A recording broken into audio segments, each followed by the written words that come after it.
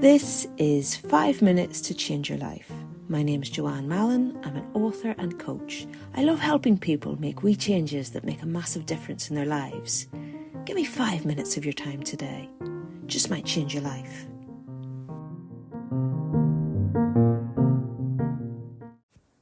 Oh, what about you? Welcome to part 5 in our series of episodes about self-esteem. Now, in the previous series that we did, we stopped at 5 episodes, but I kind of feel like there's a lot more to go with this topic, so I'm going to keep this one going for the next few episodes at least. I don't think we're going to run out of things to say very quickly here. And you know, I was personally quite glad that I'm doing this because I had a big blow to my own self-esteem this week. Won't bore you with the details, but essentially something that I had put a lot of effort into just crashed and burned. And I got turned down for something that I was really hoping would happen, but turns out it's not going to happen after all because the computer said no. And this is, well, I mean, it's just a normal part of life, isn't it? You know, not every project will be a success. Not everything that you want to happen will happen, you know. So at the same time that this was going on, I seemed to be hearing an awful lot about the importance of sitting with your feelings. Came up in a book I was reading and a few other places, and it felt like everywhere I was looking, it seemed like people were talking about sitting with your feelings being a really important part of healing and growing as a person. So the thinking here is that by simply sitting with your feelings, so not trying to instantly banish them or deny them, you're then taking a really important step in accepting yourself. And accepting yourself like this, of course, it relates back to self-care and self-compassion, which we talked about in the last episode, if you're listening to that. So my situation was that part of my life was going wrong and I was feeling really crap about it. But at the same time, I keep hearing that it can really help to sit with your feelings, no matter how negative they might be. So I thought, well, okay, universe, I can take a hint. Rather than try and get rid of how I'm feeling, I'm going to just try and sit with these negative feelings instead and see what happens. Now, when you're feeling bad, there's plenty of ways you can distract yourself and numb yourself, you know, with booze, drugs, crap food, reading shite on the internet. But numbing isn't the same as dealing with and processing those feelings, is it? You know, that kind of distraction, it's a bit like wearing, you know, that kind of shaping underwear, you know, Spanx, stuff like that, them garments that squeeze everything in so the lumps and the bumps don't show. But you've still got the lumps and bumps. They're just temporarily redistributed into different parts of your body. As soon as you take your Spanx off at the end of the night, it's all coming back. It hasn't gone anywhere. And this is why if we try and distract ourselves with the crap of the world, it doesn't work in the long term because the underlying feelings haven't gone anywhere and they will resurface soon enough. Sitting with your feelings is very different to numbing your feelings. Because what it involves, first of all, is acknowledging that you are feeling something. So identifying what that feeling is, giving it a name. And then you notice, are you feeling it somewhere in your body? Like if I'm feeling anxious, I know about it because there'll be either like a churning feeling in my stomach or sometimes I'll get a solid knot in my throat. And sometimes both. That is not a nice day, I can tell you.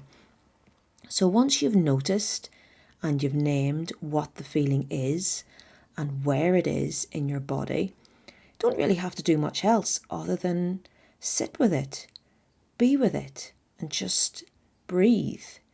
Pay a wee bit of attention to it, maybe be curious about it, notice if it's changing, but don't try and push it away or analyse it. Instead, trust yourself that it will go away by itself. A good way to think about it is, imagine you're sitting on a park bench and another person comes and sits next to you. You might clock that they're there, but you're not going to think too much about them, are you? Beyond that, you're aware that they're sitting next to you, but you're not then going to try and analyse why they're there or push them off the bench.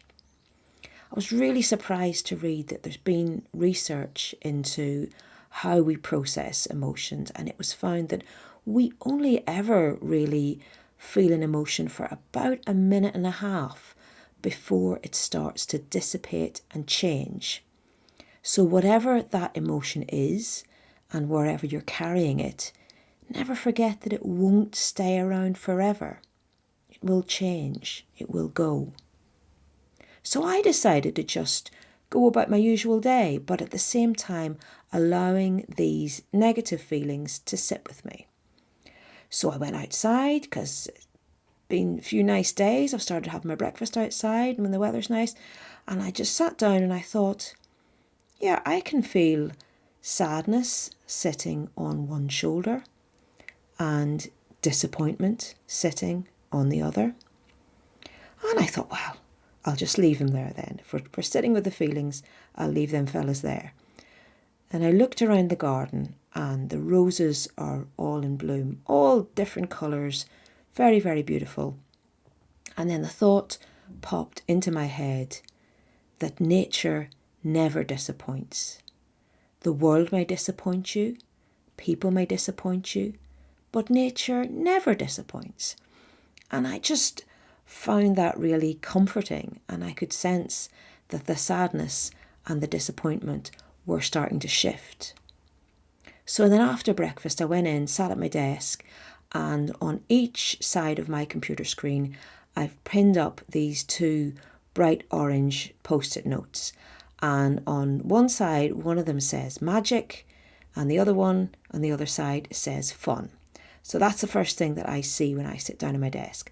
Fun and magic, magic and fun. And when I sat there that day, it just made me laugh to see them there, because they were the total opposite of what I was still feeling, which was sad and disappointed.